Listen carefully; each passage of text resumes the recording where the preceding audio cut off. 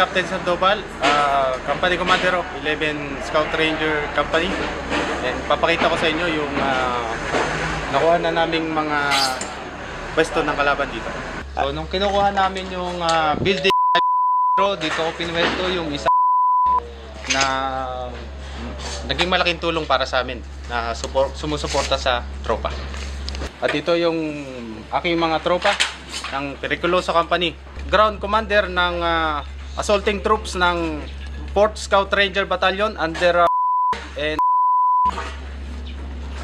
kasama rin namin ang TGP na kinabibilangan ng Scout Ranger Class 201.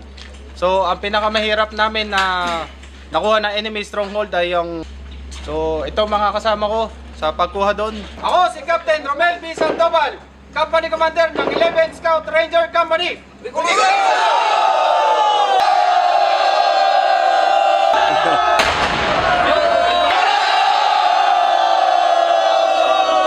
Rangers lead the way!